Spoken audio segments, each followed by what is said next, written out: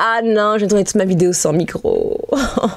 Alors, c'est la deuxième fois que je retourne cette vidéo. Vous allez voir que le naturel, ça sera 0. Ok, bref, aujourd'hui, on se retrouve pour une vidéo où on va ensemble... Ah, j'ai le seum. On va ensemble regarder l'article de chez Sentifolia, qui est un article pour prendre soin de ses cheveux crépus et qui donne des conseils pour les bons gestes au quotidien. C'est un article que j'ai eu en recommandation par Google il y a très peu de temps. Il est de 2016, mais si on le propose encore aujourd'hui, c'est intéressant d'en reparler ensemble. On commence tout de suite par l'introduction. Sec, dense et cassant. Ça commence bien. Que des bons qualificatifs. Sec, dense et cassant. Vous voyez, pour moi, c'est un vrai problème avec ce genre d'article parce que c'est que négatif. C'est quoi ça? Ça veut dire que nos cheveux sont que négatifs? Sec, pas plus qu'un autre en fait, parce que nos cheveux ont juste un besoin en hydratation qui est peut-être plus important qu'une autre texture. Dense. Oui, non, tout dépend. Ma mère, par exemple, ne peut pas dire qu'elle a une grande densité. Moi, oui, j'ai pas mal de cheveux, mais encore, je suis pas comme mes sœurs, par exemple. Je pense que par là, ils ont voulu dire compact, ce qui n'est pas non plus un argument positif. Et cassant, cassant pas plus que ça. Parce que tout dépend ce qu'on en fait. Je pense que c'est comme tout cheveu. Si vous venez pas bien vous occuper de vos cheveux avec les mauvais produits, etc., et bah oui, les cheveux seront cassants. Moi, mes cheveux ne sont plus du tout cassants aujourd'hui. Il était à l'époque quand je faisais beaucoup de teinture, mais aujourd'hui, je n'en fais plus autant. Mais aujourd'hui, on peut pas dire que mes cheveux sont cassants. Ensuite, maçon, on dit souvent assimilé aux cheveux afro. Mais c'est y'a quoi? Y'a quoi avec le cheveu afro? En fait, je pense qu'ils ont voulu dire par là, oui, je me fais avocat du diable, mais je pense qu'ils ont voulu dire que très souvent, on dit cheveux crépus ou cheveux afro de la même manière, sans faire de distinction. Mais il n'y a rien de mauvais à ça, hein. Je vois pas le problème, quoi. Mais bon, allez, on continue, on finit la phrase. Sont certainement le type de cheveux le plus difficile à dompter. Allez, salut, je quitte la vidéo. L'effet est moins bon la deuxième fois. C'est avec ce genre de propos, et là je focus de vous à moi, faites attention, c'est ce genre de propos qui ont fait que de nombreuses jeunes personnes puissent dire que leurs cheveux sont difficiles à dompter, voir leurs cheveux de manière négative, alors que pas du tout. Si on a les bons outils, les bons produits, ça match, ça suffit. Franchement, je suis énervée. Pas possible. On peut pas dire ça d'un... Non, ils sont pas difficiles à dompter. Et puis quoi encore? Et puis dompter, c'est quoi? C'est le cirque ici? Et d'ailleurs, quand on parle de dompter, on peut prendre l'exemple de certaines de mes copines qui ont les cheveux très lisses mais qui ont des épis. Est-ce que c'est plus facile à dompter? Je ne crois pas. Et ce qu'on nous dit ensuite, c'est que mais grâce à des soins adaptés, vous redécouvrez toute leur beauté naturelle. Je suis d'accord, bien entendu. Comme n'importe quel autre cheveu. Ensuite, on nous dit quoi? Ces cheveux sont faits pour vivre sous un climat beaucoup plus humide qu'en Europe. Yes, it is. Dû à ce manque d'humidité, ils se mettent à friser et concentrent ainsi le sébum sur le cuir chevelu. C'est notre texture de cheveux. Que vous soyez lisse, bouclé, frisé, crépus, c'est la manière dont est fait votre cheveu. C'est la conformation, c'est le modèle, le moule de votre cheveu. Il est comme ça. Après, en effet, il shrink énormément. Ce rétrécissement naturel du cheveu et qui va en effet limiter la progression du sébum jusqu'au bout du cheveu, parce que le sébum il a tout un chemin à faire qui est bien plus rectiligne chez un cheveu lisse par exemple que j'ai un cheveu bouclé. On est d'accord là-dessus. Voilà, je remets un peu les points. Les cheveux ne peuvent plus être hydratés naturellement par le sébum et nécessitent alors des soins adaptés. On va revenir sur un petit point. Quand vous avez soif, est-ce que vous allez boire de l'huile ou est-ce que vous allez boire de l'eau? Vous allez boire de l'eau. On est d'accord. Je m'attendais, je faisais juste une pause. Je vous laissais le temps de vous abonner, je pense que c'est ça.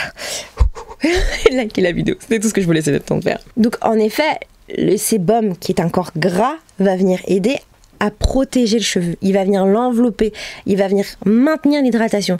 C'est ce qu'il peut plus facilement faire sur un cheveu lisse, rectiligne, je préfère le dire, qu'un cheveu qui va tourner sur lui-même. Ceci étant dit, passons aux deux priorités. Nourrir et hydrater le cheveu.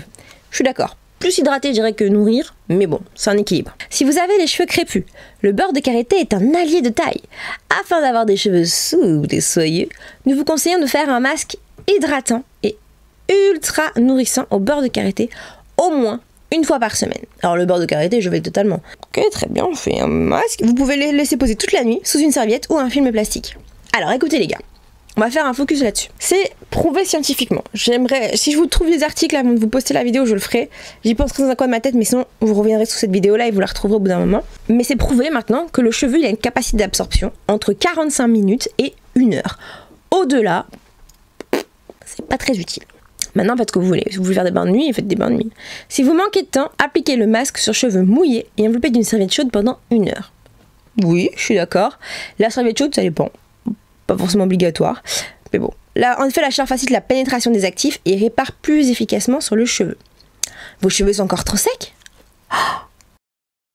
Oh non, mais malgré tous vos conseils, très gentils et totalement positifs, je n'y arrive toujours pas.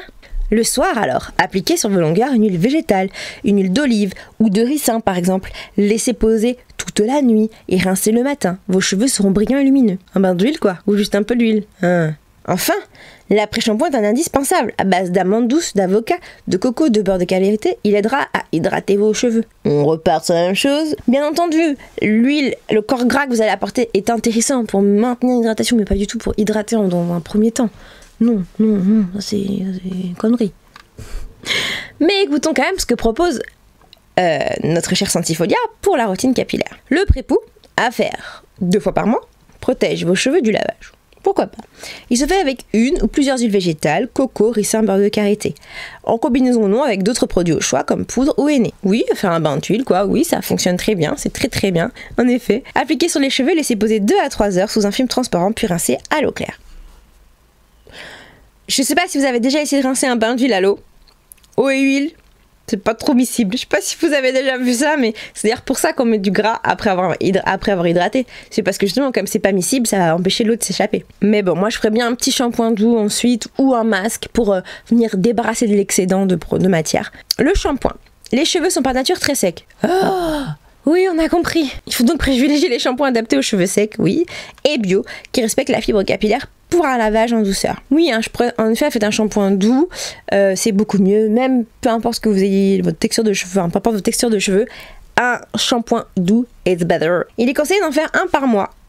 Oui, si vous voulez. Moi, j'en fais 2 parce que je mets beaucoup de produits pour faire du styling, et donc j'ai quand même bien débarrassé mon cheveu toutes les 2 semaines, et puis après ensuite je fais des masques le reste du temps. Le masque après shampoing, à faire après chaque shampoing, pour nourrir les cheveux après le stress du lavage. Oui. Préconisez un soin pour cheveux très secs, ultra secs. Non, bah oui, si vous voulez, oui. Oh là là. Astuce, vous pouvez rajouter une huile végétale, coco par exemple, pour votre soin encore plus nourrissant. Oui, on peut. C'est une bonne astuce. Attention par contre néanmoins à l'huile de coco qui ne passe pas sur tous les cheveux. Pour beaucoup de cheveux, c'est pas bon. C'est pas ouf. Voilà, moi le mien par contre il déteste ça. Et ensuite on passe au coiffage. Le coiffage, il n'y a qu'une ligne, très bien. Pour les coiffer, soyez délicats. Comme tout cheveu, privilégiez un peigne en bois à grosses dents. Oui. Je valide.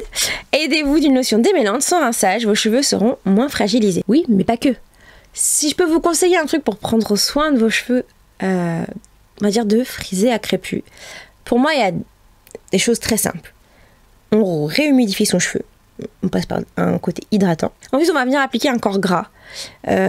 Une crème avec un peu de beurre de karité, je suis d'accord avec eux là-dessus, l'huile de babassou, ce genre de choses un peu gras qui va ressembler, qui va se rapprocher aussi à la naturelle du cheveu. Et puis ensuite on va venir, ça c'est votre crème, voilà, et puis ensuite on va remettre une petite huile très légère, très fine, pour venir finir de sceller tout ça. Si on veut, on peut ajouter du gel, etc. pour venir donner... Oh, j'ai perdu le mot. Tout à l'heure je l'ai dit quand la vidéo avait pas de son, mais là... Pour venir définir un peu plus votre cheveu. Si vous voulez, vous pouvez en rajouter. Moi, je le fais pas tout le temps, mais parfois, je le fais. Waouh! Quel article, mes aïeux. Ah, il n'y avait pas que du mauvais, bien entendu. Je l'ai défendu aussi un peu. Mais ça, c'est le genre d'article, moi, ça me court sur le haricot. On peut pas dire ça d'un cheveu frisé. Il faut faire attention. Parce que c'est des personnes qui sont justement en recherche de bons gestes et qui ne faut pas continuer à marteler ce genre de propos dans la tête, les gars. On martèle pas. Ça, c'est... Non, never. Ce que je voulais surtout vous dire aussi, c'est que essayez de privilégier des personnes qui s'y connaissent quand vous allez regarder et qui ont l'habitude de traiter du cheveu frisé, crépus et bouclé aussi, on peut aussi les mettre dedans. Essayez d'aller vous tourner vers ces personnes-là, croisez les informations au max. Rappelez-vous que votre cheveu n'est pas indomptable, c'est pas un cheveu horrible à coiffer, c'est juste que vous n'avez pas encore trouvé les bonnes techniques, la bonne personne qui pourra peut-être vous aider à vous en sortir ou vous-même, mais cherchez des ressources. On peut totalement être plus positive en parlant du cheveu plus positif, en parlant du cheveu frisé, en disant que c'est un cheveu qui a besoin d'hydratation, en disant que c'est un cheveu qui peut aller d'une densité légère à très intense, très forte, et que c'est un cheveu qui, comme il est très enroulé sur lui-même, il va falloir avoir les bons produits pour pouvoir venir faire en sorte que justement ces tortillons ne se remettent pas les uns sur les autres, mais plutôt puissent être libres et souples. C'est pour ça qu'il faut dire. Voilà. Faites attention à vous, faites attention à vos cheveux. Dites-moi vous ce que vous en pensez. Ça me ferait très plaisir de voir votre retour là-dessus. Et on se retrouve demain pour une prochaine vidéo. Bye bye.